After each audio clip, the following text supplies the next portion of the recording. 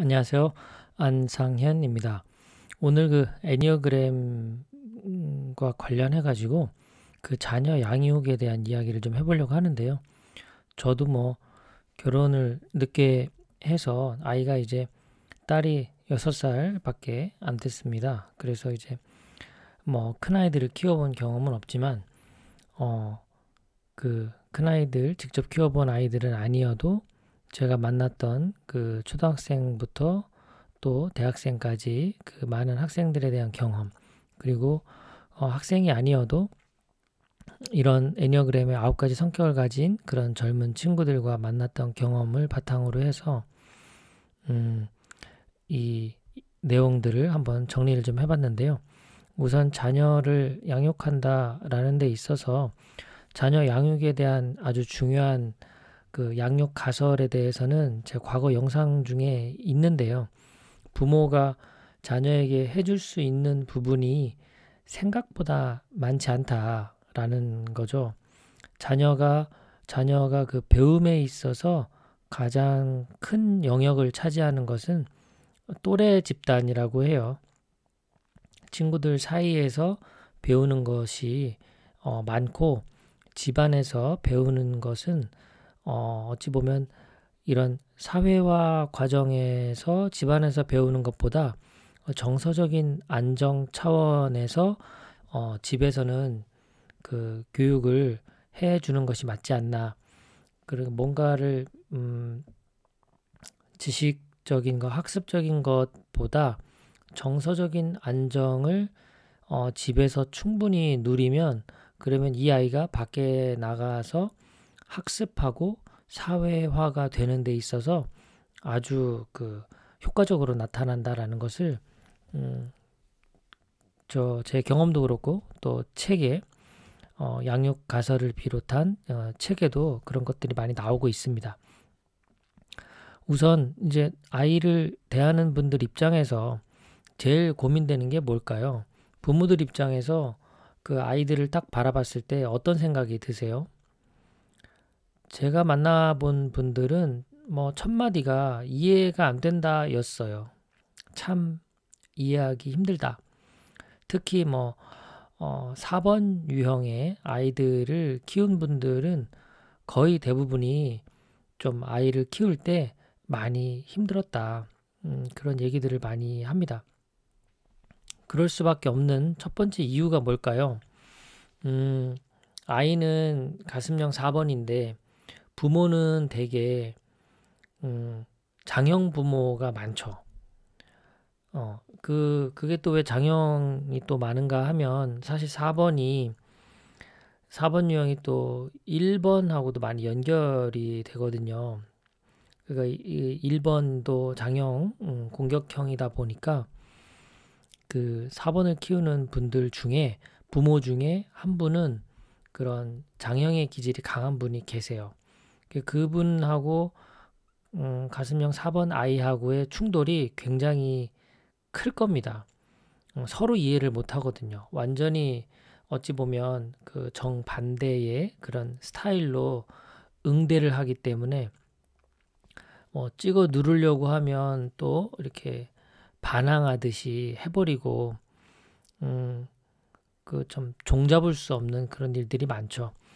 그러니까 자녀가 이해가 안 돼서 자녀를 알아야 되겠다, 이해해야 되겠다 해서 성격 공부를 시작한 분들이 많습니다. 자녀와 대화도 안 되고 소통도 뭔가 안 되고, 도대체 얘가 무슨 생각을 하는지 궁금해서 그 심리를 알아보려고 공부하다가 애니어그램 만난 분들이 많아요. 그러면 처음에는 이 아이가 도대체 왜 이런 걸까요? 라는 관점으로 접근을 해요. 그래서 이런 유형이구나, 이런 유형이구나, 이제 이런 거를 이해하면서 이제 조금 그 아이에 대한 이해도가 이제 생기니까 조금 편안해지죠. 그런데 그 아이에 대한 이해만으로는 안 되죠. 사실 더 큰 문제는요, 부모인 내가 그 아이 때문에 힘들었다면 사실 똑같이 아이도 힘들었을 것이다 라는 이해가 반드시 먼저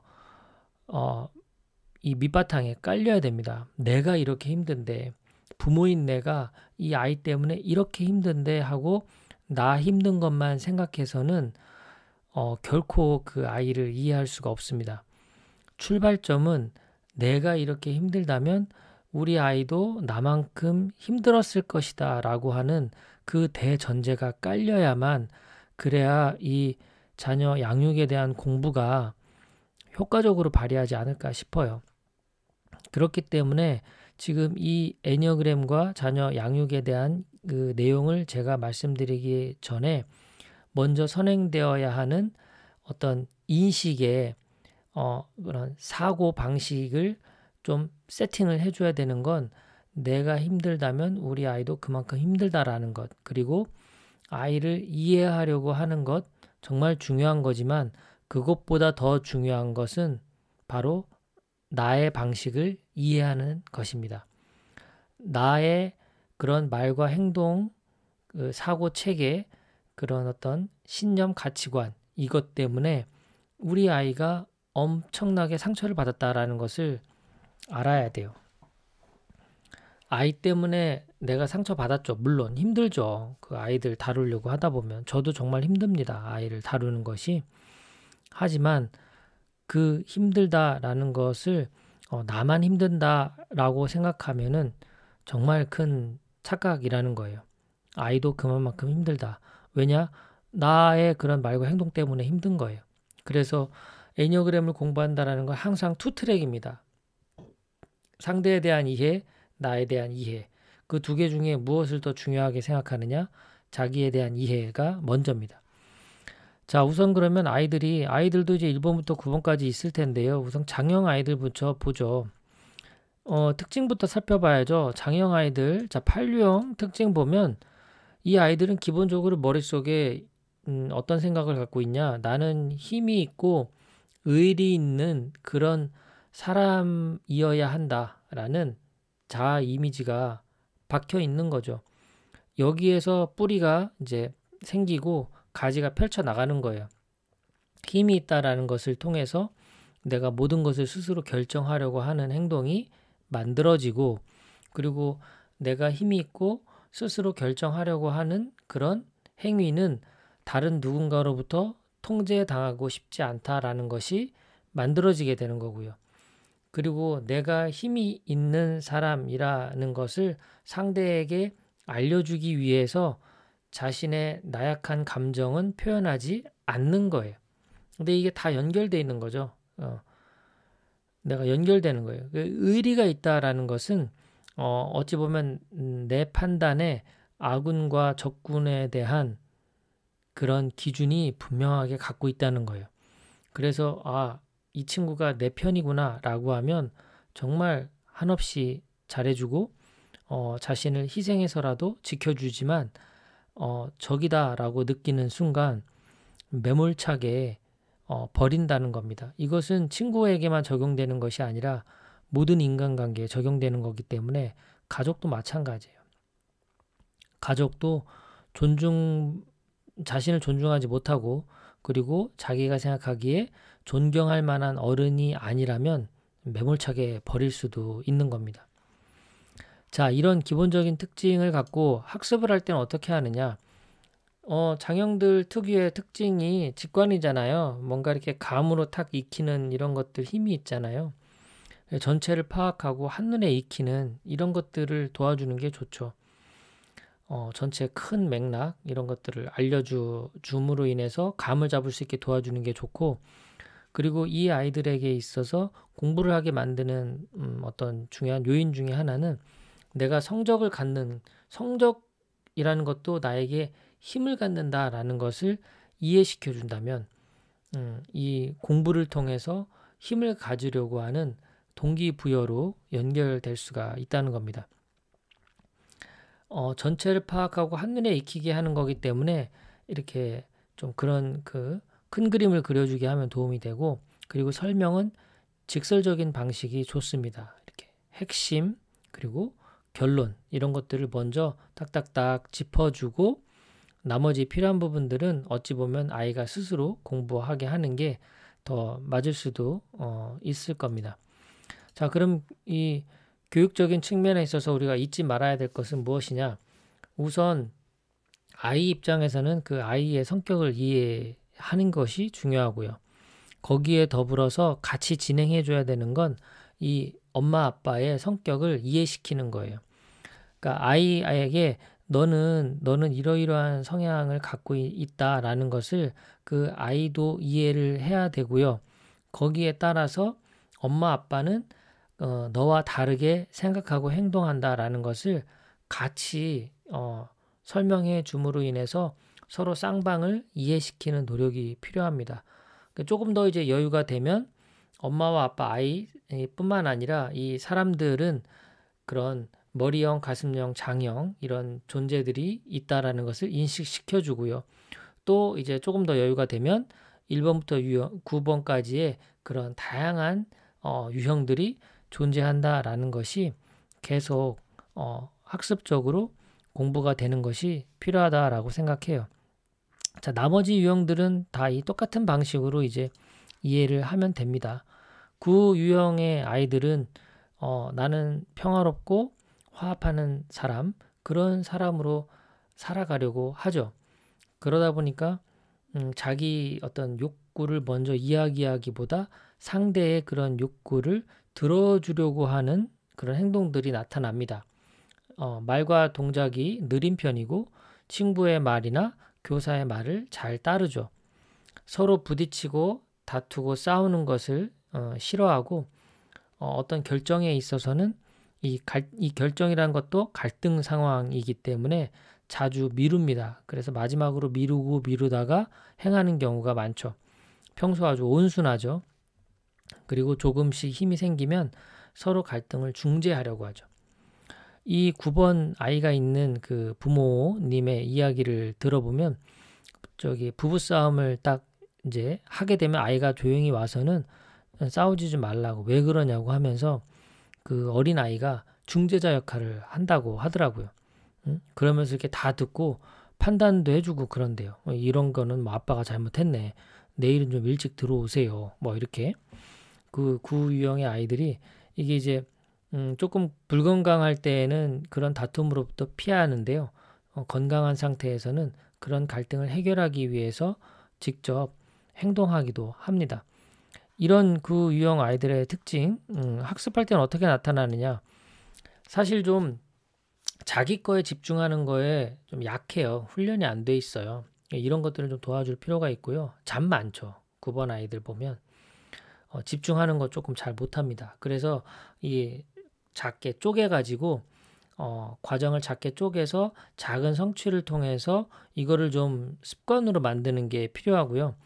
그리고 좀 잘하는 아이와 이렇게 좀 이렇게 같이 섞어서 그 아이를 따라하게 하는 이런 방식 좋습니다. 그리고 경쟁 구도를 만드는 건 이 구유형 아이한테 큰 도움이 안 돼요. 쟤를 뭔가 이겨서 앞선다라는 것보다는 조화로운 분위기 속에서 스스로 공부할 수 있게 규칙적인 어떤 습관 이런 것들을 만들어주게 하는 것이 더 필요합니다. 9번 유형에게는요. 자, 그 다음 이제 1번 유형은 어떠냐? 1번 유형 아이들 입장에서는 나는 정확하고 올바르고 최선을 다할 거야 라는 그런 생각을 갖고 있다 보니까 1유형 아이들 사실 학교 다닐 때 참 공부 잘하죠. 똑똑하고요. 어른스럽고 부지런하고 책임감도 강하고 정리정돈 잘하고 똑부러지는 아이들이 많아요. 모험적인 아이들이 많죠. 근데 이런 아이들한테 좀 미리미리 알려주면 좋을 것들은 그 실수에 대해서 민감하니까 실수를 통해서 배울 수 있는 이런 것들을 좀 알려주면 좋고요. 그리고 자기가 이렇게 쭉 보면은 자기보다 못한 사람들이 보이면 아무래도 이런 사람들한테 좀 가르치려고 하는 그런 경향이 있죠. 이런 것들에 대한 이해가 좀 필요하고요. 예의범절 잘 지키죠. 되게 어른스러운 그런 아이들이에요. 이런 아이들한테는 아무래도 이렇게 너무 이상적인 목표를 추구하려고 하면 상처를 받으니까 이런 것들을 좀 조정해 주는 게 필요할 것 같고요. 또 너무 완벽하게 매사 처리하려고 할 때 이제 이런 태도에 대해서도 한번 이해시켜주면 도움이 될 것 같고요. 전체 숲과 나무 이런 것들을 이렇게 왔다 갔다 하면서 볼 수 있는 그런 어떤 일상에서의 태도, 경험 이런 것들이 좀 필요합니다. 정말 사소한 거에 목숨 걸게 되면 굉장히 비효율적으로 바뀌거든요. 이 1번 유형 아이가요. 그리고 경험과 실수를 통해서 배울 수 있다라고 하는 이 지혜로움을 부모님이 알려주면 참 좋고요. 창의성 증진을 위해서 아이한테 어떻게 하면 좋을까 이런 것들을 좀 알려주면 좋을 것 같아요. 오감 관련된 그리고 예체능과 관련된 이런 것들을 통해서 창의성에 대해서 경험할 수 있게 도와준다면 참 인류형한테 도움이 될 것 같습니다. 자, 가슴형 이유형 같은 경우에는요. 나는 잘 도와주는 좋은 친구야. 이런 특징을 갖고 있죠. 친절한 스타일이고요. 아이가 어려운 친구들 보면 좀 그냥 지나치지 못하죠. 길가에서 뭐 거린 이런 거 만나면 도와주고 싶고 또 구세군 남비 같은 거 있으면 가서 돈 넣어주고 싶고 이렇게 뭔가 어려운 사람에게 내가 도움을 주고 싶어 하는 게 있고요. 그리고 반 친구들하고 다 같이 친하고 싶어 해요. 그래서 누군가 나를 싫어한다라는 것을 알게 되면 힘들어하죠. 근데 이런 경우도 좀 잘 지도해 줄 필요가 있죠. 모든 사람으로부터 사랑을 받아야 될 필요는 없다라는 거고요. 다정다감하고 상냥하고 이 소유욕이 강해요. 근데 스스로는 소유욕이 강하다라는 걸 잘 몰라요. 모든 친구들과 친해지고 싶다라는 것도 이 소유욕의 표시인데요. 그런 것들을 잘 몰라요. 그리고 다른 사람들을 통제하고 싶어 하는 것도 갖고 있다라는 거예요. 상대가 필요로 하는 걸 내가 들어줌으로 인해서 그 상대방을 내가 통제하고 조정한다라는 그 원리 자체는 잘 모르기 때문에 기여가 닿을 때 이런 것들을 통해서 스스로 내면을 볼 수 있게 도와준다면 참 좋은 교육 방법이 됩니다. 교사와 부모에게 칭찬받는 거에 민감하죠. 그래서 잘한다 이렇게 칭찬해주면 아주 열심히 하죠. 2번 유형 아이들이 성적이 쫙 올라가는 것과 성적이 안 올라가는 것을 1차적으로 알 수 있는 것은 교사와의 관계예요. 선생님을 마음에 들어 하느냐 그렇지 않느냐 거기에 따라서 성적이 아주 확 갈립니다. 좀 감정형이기 때문에 2번 유형이 좀 뭔가 논리적이고 체계적으로 이렇게 학습하는 거에 좀 약해요. 이런 것들을 좀 도와주면 도움이 될 거고요. 그리고 혼자 하는 것보다는 그룹 활동이 효과적입니다. 조금 공부 잘하는 아이들, 좀 마음이 좋은 아이들 좀 같이 섞어서 같이 한다면 잘 따르고 배울 수 있는 아이들이죠. 또 중요한 것 중에 하나가 내가 이런 공부를 하고 성적을 올리는 이것이 내가 누군가를 위해서, 선생님을 위해서, 부모님을 위해서라기보다 자기 자신의 그런 욕구와 기대 그런 것들을 목표를 수립할 때 잘 이렇게 조율해 주는 것이 부모로서 되게 좋은 중요한 역할이라고 생각해요. 3유형 같은 경우에는 나는 좀 능력 있고 성공한 사람, 나 잘해야 되죠. 뭐든지. 성취 욕구가 강하고 경쟁심이 많아요. 그래서 지면 굉장히 속상해하죠. 특히나 또 자기가 생각하기에 좀 자기보다 못하다라고 생각했던 좀 업신여겼던 이런 친구들한테 내가 경쟁해서 뒤처지게 되면 잠 못 자는 거죠. 이제 이런 것들에 대해서 좀 설명해 주는 게 좀 필요하고요.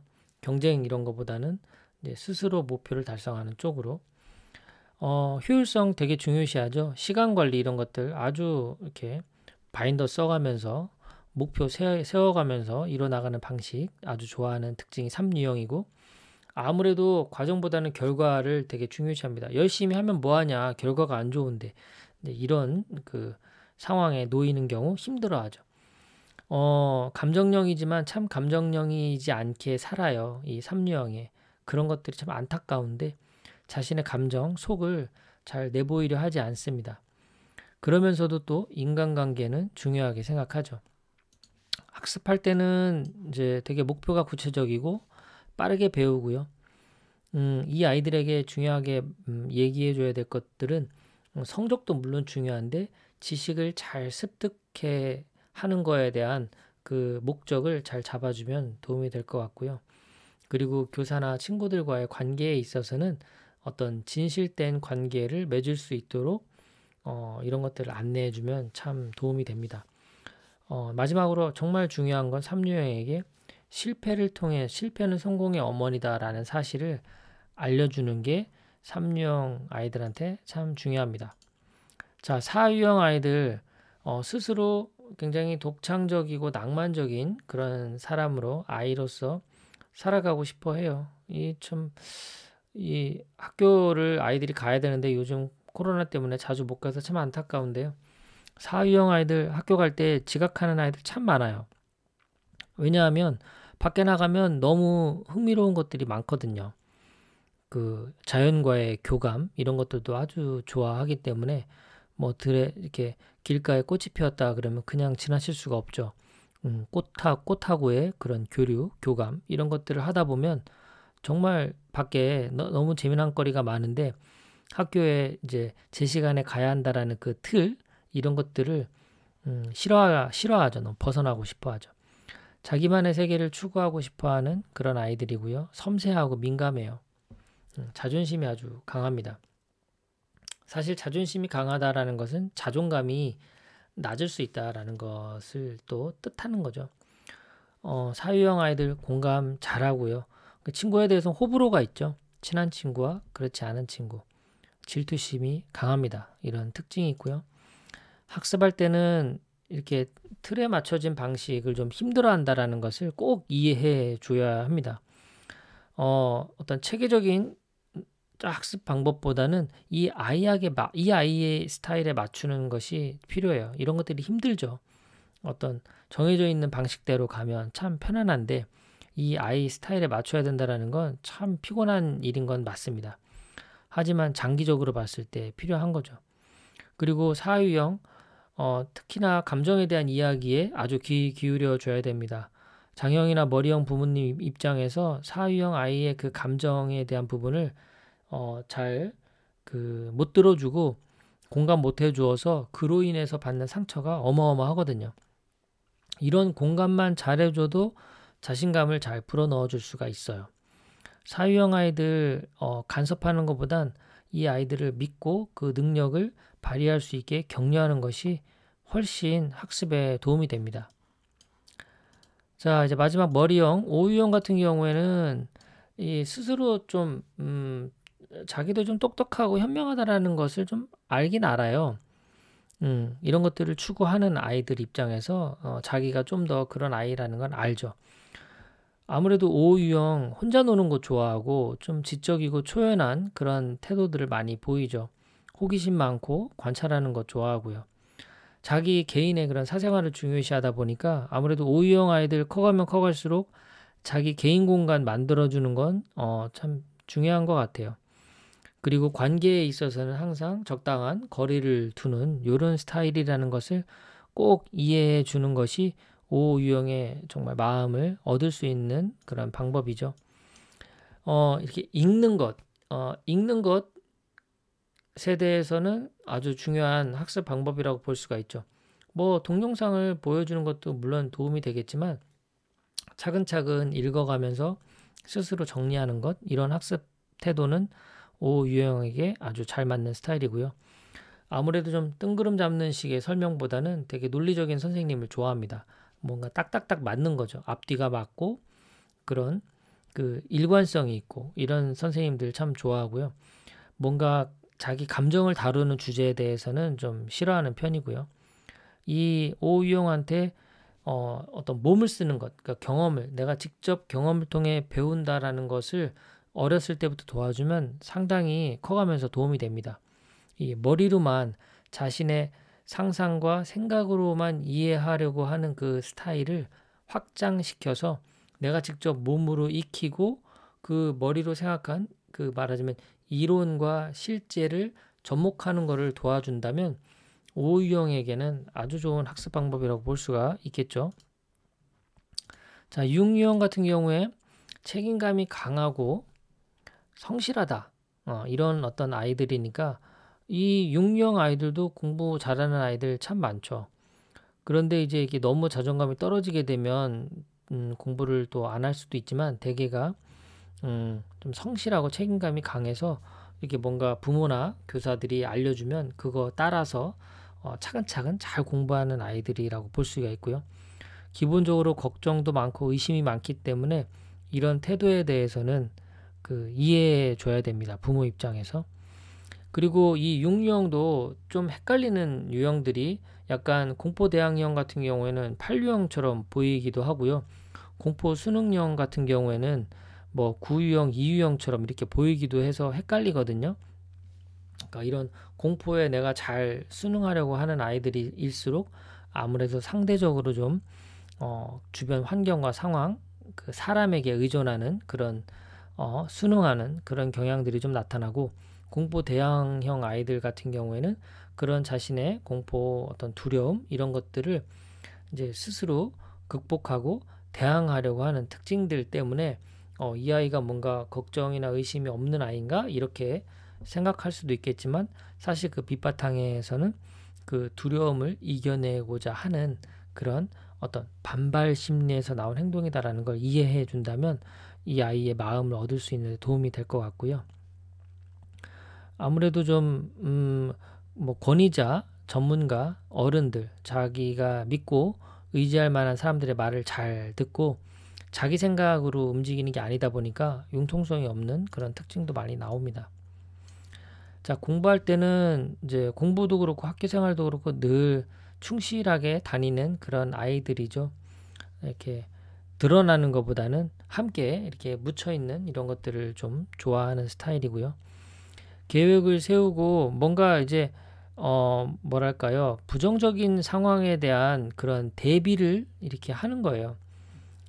그러니까 이것저것 공부할 게 많겠죠. 아무래도 다 이것도 시험에 나올 것 같고 저것도 시험에 나올 것 같고, 또 까먹었을까 봐 또 공부하고 반복하고 이제 이렇게 하는데, 그런 것들을 좀 이해해 주면서 긍정적인 결과로 끌고 갈 수 있게 도와준다면 도움이 될 것 같고요. 그리고 교재나 선생님에 있어서도 자기한테 정말 믿음을 줄 수 있는 그런 상황에 대해서 잘 환경 조성해 주면 학습에 도움이 될 겁니다. 그리고 지금 자신감이나 이런 것들을 잘 불어넣어 줌으로 인해서 앞으로도 좋은 결과가 나올 것이라는 그런 것들을 잘 만들어 준다면 아이들이 스스로를 믿고 자신감 있게 공부하는 태도가 점점 만들어질 것 같아요.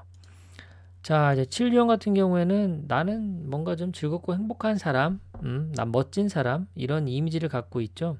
낙천적이고 호기심도 많고 자유분방한 아이입니다. 워낙 다양하게 관심이 많고 하다 보니까 정말 좀 분주하죠. 그러다 보니까 여러 개를 동시에 멀티플레이어로서 활동하는 걸 좋아하다 보니까 여러 개를 동시에 하니까 이제 주의력도 떨어지고요. 그리고 막 이렇게 시작하는 건 좋아하지만 마무리하는 거에 약한, 책임감이 좀 부족한 특징이 나타나는 편입니다. 친구는 많지만 깊은 관계의 친구는 없어요. 그래서 자기의 속마음을 드러내는 그런 친구 관계를 만드는 것도 7유형에 도움이 될 것 같고요. 학습에 있어서는 일단 환경 자체가 지루하고 재미가 없으면 안 되겠죠. 이 7유형 아이들 어떤 뭐 키즈 카페나 이런 데를 가도요, 굉장히 단순한 놀이기구만 있는 이런 데는 안 좋아해요. 다양해야 좋아하거든요. 뭔가 좀 새로운 자극 이런 것들을 경험하는 것을 굉장히 좋아하기 때문이죠. 이 7유형 아이들의 학습에 있어서 정말 중요한 것은 계획하는 것보다 더 중요한 건 마무리하는 것, 완성하는 것, 이것이 얼마나 중요한지를 경험하게 도와주는 것이 학습 태도에 있어서 중요한 첫 번째고요. 그 다음에 두 번째는 우리가 어떤 진정한 행복을 얻는다라는 것은 내가 어떤 고통을 이겨내고 인내를 하고 이런 것들을 거쳤을 때 더 커다란 그 행복을 가져올 수 있다라는 것을 일상에서 잘 알려줄 수 있다면 7유형에게는 아주 좋은 학습 태도를 갖추는 것이 아닌가 싶습니다. 자, 이제 이런 것들 머리형, 가슴형, 장형 이렇게 있는데요. 우리 부모님 입장에서 이 아이를 이해하고 나서 이제 해야 되는 건 뭘까요? 공감해 주는 게 첫 번째죠. 공감을 해줘야 되는데 공감을 하기 위해서 중요한 것이 잘 듣는 겁니다. 공감과 경청은 이렇게 쌍으로 움직이죠. 어느 하나가 독립적으로 존재하는 것이 아니라 공감을 잘한다라는 건 경청이 당연히 필요한 거고요. 그리고 경청을 한다라는 것 자체가 바로 그 공감하고자 하는 그 마음에서 비롯되는 거니까 쌍으로 움직이고요. 그리고 경청을 잘하기 위해서 내가 잘 듣기 위해서 필요한 기술을 하나를 꼽으라고 한다면 바로 질문이에요. 질문을 한다라는 건 이제 잘 듣기 위함이고요. 그리고 잘 들어야 그래야 질문할 거리가 생기죠. 그래서 이 경청은 또 질문이 아주 중요합니다. 그래서 평상시에 우리 머리형, 가슴형, 장형 각각의 부모님들 입장에서 질문의 기술을 좀 훈련하는 것이 필요합니다. 아이들에게 공감을 얻어내고 그리고 경청을 하기 위해서 질문이 필요한데 그 질문도 기술이 필요한 거예요. 그러니까 내가 어떤 질문을 주로 하는지 먼저 알아야 되겠죠. 그래야 그 부족한 부분은 다른 질문으로 채울 수가 있거든요. 그 머리형, 가슴형, 장형의 특징을 이해한다는 것 자체가 내가 지금 어디에 주의를 기울이고 있는지를 이해하는 거예요. 내가 주의를 기울이고 있는 것이 무엇인지를 알게 되면 내가 항상 그것과 관련된 질문을 갖고 늘 아이들에게 질문한다라는 것을 알게 돼요. 내가 질문 패턴이 정해져 있다라는 것을 깨달아야 돼요. 그래야 다른 질문을 던질 수가 있거든요. 자, 기본적으로 우리가 공통된 어떤 질문들을 좀 뽑아봤어요. 자, 우선 첫 번째 전제는요. 질문의 기술에 있어서 첫 번째는 전제는 무엇이냐? 왜라고 묻는 것 대신에 무엇을과 어떻게를 자주 사용하는 겁니다. 평상시에 내가 왜라는 질문을 많이 하는지 무엇을 어떻게 라는 질문을 많이 하는지를 잘 한번 오늘부터 느껴보시기 바랍니다. 그래서 이런 질문들은 자주 내가 익혀두는 게 좋아요. 자꾸 써먹고요. 지금 기분이 어때? 이렇게 아이한테 묻는 거 아주 중요한 질문 중에 하나입니다. 지금 기분이 어때? 그리고 뭐 아이가 학교에서 왔을 때 자꾸 오늘 뭐 즐거웠어? 뭐 이런 거 자꾸 너무 묻지 마세요. 아니 사람이 어떻게 맨날 즐겁습니까? 즐거운 일도 있고 괴로웠던 일도 있겠죠. 친구들하고 늘 사이좋게 지낼 수만은 없죠. 그러니까 중립적인 질문이 좋습니다. 이렇게 어때? 라고 하는 묻는 거. 소풍 갔다 왔는데 소풍 즐거웠어? 놀이공원 재밌었어? 이렇게 꼭 무조건 재미있었다라는 걸 전제로 하는 질문보다 놀이공원 갔다 오니까 어땠어? 오늘 소풍 어땠어? 이렇게 묻는 게 훨씬 낫다는 거예요. 그래서 그 아이의 이야기를 듣는 거죠. 그리고 무슨 일 있었는지 말해줄 수 있어? 이런 거. 왜 그러는데? 아니 왜 또 표정이 그래? 그렇게 하는 것보다 지금 기분이 어떤데? 무슨 일이 있었는지 말해줄 수 있어? 이렇게 묻는 것. 그리고 뭘 하다 보면 또 잘된 것도 있고 잘못된 게 있겠죠. 되게 잘못됐을 때 이제 이런 질문이 나오는데 아 왜 또 그래? 왜 이렇게 된 거야? 이렇게 질문하는 것보다 무엇 하다가 그렇게 된 거야? 뭐 저도 이제 아이가 어제도 또 우유도 엎지르고 주스도 엎지르고 했어요. 너무 이제 갑자기 또 화가 나죠. 또 치워야 되고 하다 보니까 조심하라고 그렇게 얘기를 했는데 그럴 때 조금 화가 나겠지만 이제 이런 질문을 연습해 보는 거죠. 우유가 엎질러졌어. 그러면 이게 무조건 실수다라고 바라보는 것보다 아니 뭐 하다가 그렇게 된 거야? 이렇게 물어봐 주는 거죠. 그러면 뭐 자기 나름의 뭐가 있어요. 변명거리가.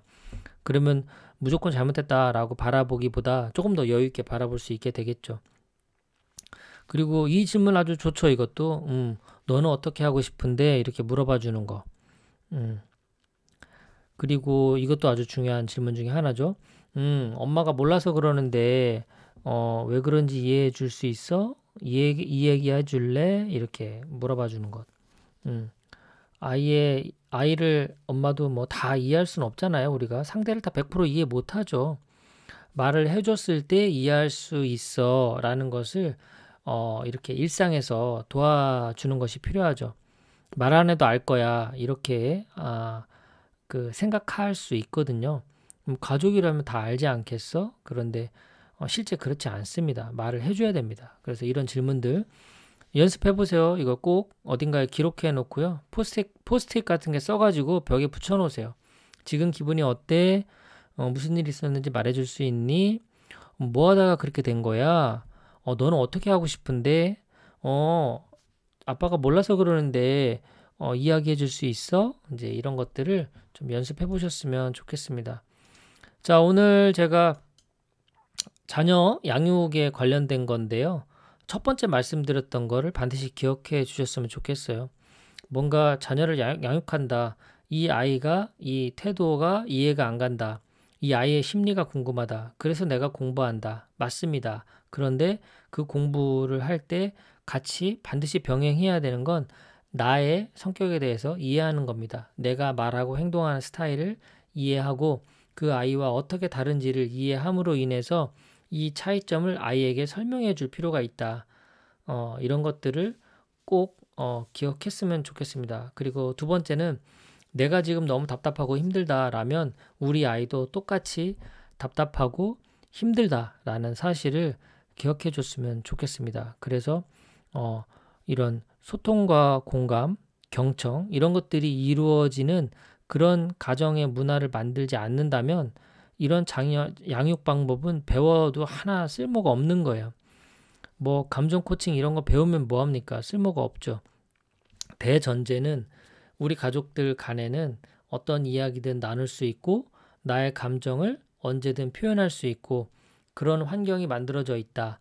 그런 대화가 이루어질 수 있는 곳이다. 라는 것만 만들어진다면 이 아이는 뭐가 돼도 됩니다. 밖에 나가서 학습 배우는 건 아무것도 아니에요. 이 학습이 잘 되는 기반에는 그런 자신감이나 자존감이 밑바탕이 돼야지 공부를 잘하거든요. 그렇기 때문에 그런 정서적인 환경, 소통과 공감 이런 것들이 자연스럽게 이루어지는 가정 이런 것들을 만들기 위해서 중요한 것이 무엇이다? 질문하는 방법 제가 여러 가지 이렇게 예를 들어서 리스트 보여드렸죠. 그런 것들을 자꾸 말하고 연습해서 익혀놓으시면 도움이 될 것 같습니다. 오늘 자녀 양육 방법과 애니어그램 관련된 내용은 이렇게 정리를 하도록 하겠습니다. 끝까지 경청해 주셔서 진심으로 감사드려요. 오늘 하루도 행복한 하루 되십시오. 고맙습니다.